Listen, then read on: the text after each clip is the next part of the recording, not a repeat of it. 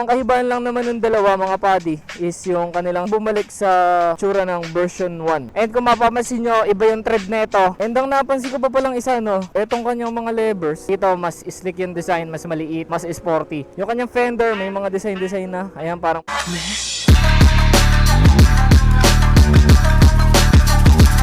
ayun mga buddy, nandito tayo ulit sa Honda sa May Platero at nabigyan na naman tayo ng pagkakataon i-review tong dalawang motorsiklo dito na nasa harapan natin. Walang iba kundi ang bagong Honda Click. So ito yung bagong version and nilabas ni Papa Mark. Itong white is ito yung standard and itong matte black is matte gray ata to is ito yung kanilang SE version. So ito yung Smart Edition. Ang kahibahan lang naman ng dalawa mga buddy is yung kanilang susian. Ito ay keyless. Ayan. And ito namang standard version is meron tayong susi. So sa engine na ito mga buddy, na itong dalawa na to is wala namang pinagkaiba. And dun sa previous na version, ang naiba lang talaga dito is itong kanyang itsura, which is, so ito yung mga Honda Click dito na previous. So makikita nyo ito yung version na nauna. Yan, mga repo yan nandyan. Ang napansin ko dito mga buddy, yung itsura niya ay naging parang bumalik sa itsura ng version 1 na Honda Click. Ang isa pang nagbago sa bagong Honda Click, mapapansin nyo agad, walang iba kundi yung kanyang mga headlights. Ayan. So mas maliwanag to, mas slick yung design niya. Sa gulong mga buddy, same pa rin naman. At may napansin lang ako dito no, na hindi siguro nabanggit ng mga previous vlogger na napanood ko, na ang goma po no, ayan napapansin ko, yung brand ng gulong magkaiba. Dun sa standard version, ang gomang nakakabit dito is ayan, MVP Star, yung brand Japan. Dito naman sa ating SE, ang nakakabit po na stock tire ay B-rubber. And ang sukat niya is 9080. Sa kabila is same lang din ba? 9080 din. So magkaiba lang ng brand. And kung mapapansin nyo, iba yung tread nito, iba din yung tread dito. So ito yata yung mga typical na nakakabit sa mga Honda Click. Ito yung bago, yung nandito sa SE version. B-rubber po yung kanyang stock tire. Sa likod naman, ang kanyang sukat ay 100/80, 14. And ang isa pang nagbago dito mga buddy is yung kanyang panel. Kung mapapansin nyo, meron yung parang mga triangle na design dito. So doon kasi sa previous, sa luma is wala. And dito, makikita nyo, meron ng idling stop tong SE version. Sa kabila naman is wala. Pero wala pa rin akong hazard na nakikita. Parehas lang naman ng laman dito. Sa kabila, check natin. Ayan, yung idling stop dito, wala. Sa SE is meron. And dyan sa panel gauge niya mga buddy, syempre nandito pa rin yung set and select na button. Ito pa rin naman yung nasa previous. Para makita nyo yung total odometer, trip A, trip B, average fuel consumption sa trip A, at inyong voltmeter. Kung ano yung makikita nyo dito sa standard is yun din naman yung makikita nyo dito sa special edition. Same lang. Then side stand, meron tayong kill switch, syempre for safety purposes, para sa mga makakulumatin at ulyanin. Signal lights nya, nandito pa rin yung madalas mabali, pero ang remedyo dito is mayroon silang bracket na nilalagay dito para pamprotekta at hindi masipa o hindi mabali. At yung kanyang signal light pala dito is nasa taas. Ayan, nandito. Doon sa previous na version, nandyan din naman. Kaya lang, ang napansin ko, no, doon sa previous na version is walang ganito. So, ito yung parang body kits niya na eh. So, isang straight lang na paganyan na salamin. Doon pa rin yung placement ng kanyang signal lights and parang gel type na yung mga ilaw doon sa loob. Ganda. Ayos din, no? Side mirror, same pa rin.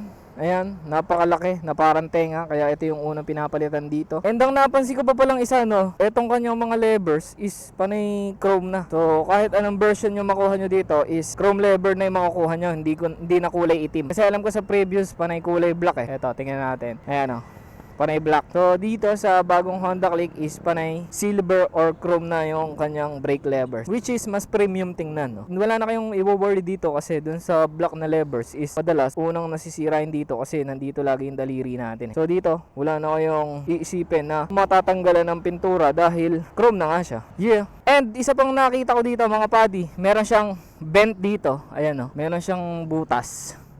Butas nga ba? Ayan, butas, oh.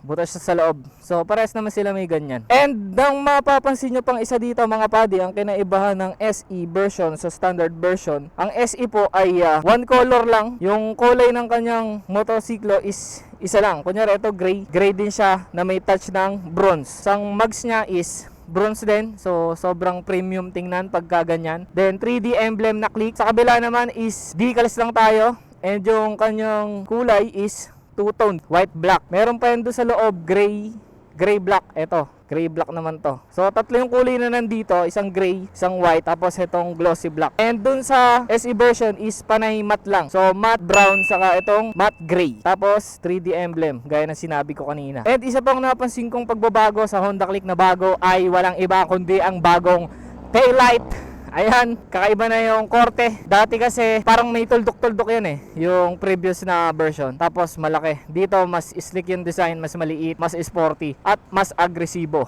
Ganun din naman doon sa kabila. So parehas lang sila. And ang napansin ko pang isa, meron na siyang bewang. Ito, tong part na to. Sa previous version, wala yan. Isang paganyan lang yan na parang maumbok. Meron siyang curve na ganito pero maliit lang. Dito sa bago is mas malalim. Ayan. Tapos rekta dito sa grab bar.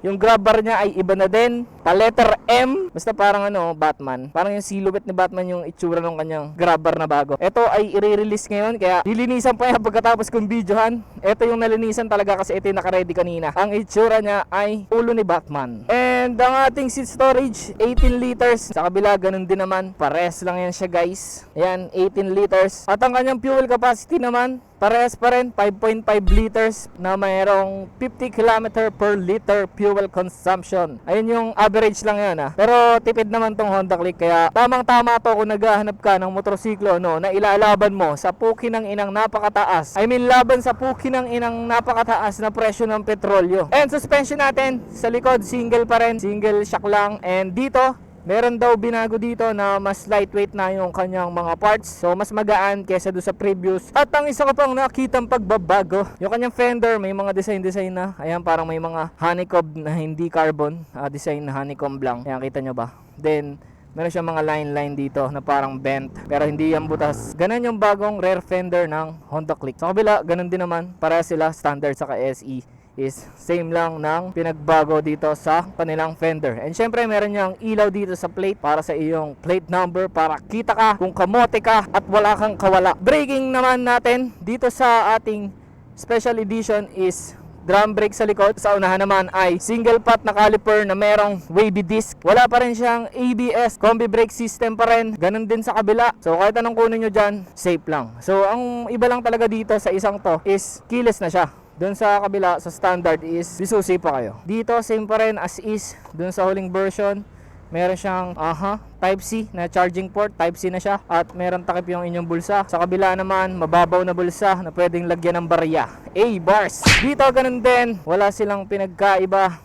Ito yung kanyang remote. Ganyan po ang itsura ng remote ng Honda Click na Special Edition. At syempre, bukod sa tipid na yung Honda Click, nilagyan pa nila ng idling stop system. Pag tumigil ka at na-detect ng iyong motorsiklo na hindi ka umaandar o hindi ka nagtitwist ng throttle, ito yung kusa siyang mamamatay. So nakakatulong yun para sa fuel efficiency. At high-low, busina, signal light, ganun pa rin. Handbrakes, same lang din doon sa kabila. Kaya upuan natin. Hindi ko pa naupuan tong Honda Click na bago Same lang. Kung ano yung feeling ng pag-upo nyo doon, which is alam nyo naman dahil isa to sa mga motorsiklo na trending sa Pilipinas at isa to sa mga motorsiklong lagi mong makikita sa kalsada. Kahit saan ka magtingin yun, Honda Click. Kahit sa katumingin may makikita kang ganito dahil ito ang motorsiklo na talagang working horse at bagay sa mga grab food, lalamove. Saka syempre sa mga nagta-Thailand, nagpuporma, nag-iindo, suwak na suwak to. Ganun pa rin naman yung feeling. 5'6" yung height ko and flat foot naman. Ayan. Magpo-forward ka lang dito sa kabila. Pero pag umupo ka sa gitna, syempre, magti-tiptoe ka na dyan. Ayan, tiptoe. And, parang mas magaan to. Mas magaan tong bagong Honda Click. Sa kanyang foot pegs, ganun pa rin. Di goma. Dito sa SE version, goma din. Radiator, check. Yung kanyang tapalodo dito, ito pinapalitan to ng mga owner kasi masyado maikli. Ina-extend nila dito. So, ganun pa rin, maikli pa rin yung nandito. Sa front shock natin mga buddy, telescopic fork pa rin. And tingin ko ay same lang ito na nakakabit dun sa dati. Same sa SE version, ganun din. Pinaka-highlight lang talaga dito is yung kanyang bagong itsura which is sobrang aggressive. Ayan. Na talagang super sporty look na yung datingan niya. So, mas magandang pormahan. At anong thoughts nyo? Mas okay ba to kaysa dun sa previous version? Pero kung ako yung tatanungin, parang mas mayabang yung itsura ng lumang version na Honda Click kaysa dito. Though mas sporty at mas matutulis yung mga kaha nito is mas napopogihan pa rin ako doon sa simple na Honda Click. Pero syempre, magkakaiba tayo ng perspective. Kung gusto mo ng modelong motor at luma na yung previous na Honda Click mo, magandang mag-upgrade ka dito para talagang fresh looking, talaga namang bombet to the max ka. Wag mo lang papalitan siguro nung parang magiging tunog tunog laruan. May nakikita kasi kung mga ganung Honda Click parang tunog laruan pag nagto-throttle Ewan ko kung anong ginagawa nila doon, pero ewan ko, hindi ko trip yung ganun. Kayo ba? Any thoughts? Kulay hook, meron pa rin. Footboard, same pa rin. At eto, may mga ganto-ganto na siya. Yan mga fins. Doon sa previous, wala Tama, ito yung previous. Yan, makikita nyo, wala. Plain lang. Mabisa lang din talaga. Pero mayabang din no? Parang may body kits. Para siyang Honda Click na may body kits. And yung seat niya, alam ko ganito pa rin yung sa previous na version. Ganito din yung upholstery ng kanyang upuan. At same lang din dito sa mga bago. Same lang din sa kabila, walang pinagbago. Plain lang at wala kayong makikitang tahe. Dito lang sa inyong bandang tite. Sa kanyang pipe mga padi, wala din binago. Ganun pa rin. Kung ano yung nasa previous na pipe, ayun lang din nakakabit. Sa radiator, same lang din. Halos lahat, same lang. Nagiba lang talaga yung korte niya ng bahagya. Pero click pa rin. At yun, siguro wala naman ako nalimutan. Yun na lahat yun. At syempre, tatanong nyo kung magkano nga ba itong Honda Click na to. So dito tayo magsimula sa SE version, which is sa Smart version. Ayan, Click 125 Smart. So cash price niya ay 89,000. DP kayo, kung gusto nyo ng hulugan is 5,500. Sa 12 months nyo, meron kayong monthly amortization na 8,821. Then 24 months ng 5,259. Tapos 36 months ng 4,071. Dito naman sa standard version is 85,000. Then DP kayo ng 5,500. Same lang sila ng DP Tapos 12 months kayo sa standard ng 8,418. Tapos sa 24 months ay 5,022. Then sa 36 months naman ay 3,890. So yun po yung presyo ng bagong Honda Click. Wala namang masyadong adjustment sa presyo dahil almost malapit lang naman dun sa previous version. Pero dito napapansin ko sa kasa is wala na sila ng lumang version. So panay ganito na, panay yung bago na Honda Click. At syempre, kung gusto nyo na bumili o check ng personal is pumunta lang kayo dito sa Honda Platero. Ayan. At hanapin nyo si Papa Mark or dumiretso kayo dito. At yun, hanggang dito na lang. Maraming salamat sa tumapos ng video. Shoutout po sa Honda Platero. Thank you po sa pagpapa-unlock na mga video tong dalawang to. Maraming salamat. At yun lang, I'm out. Babush. Whew.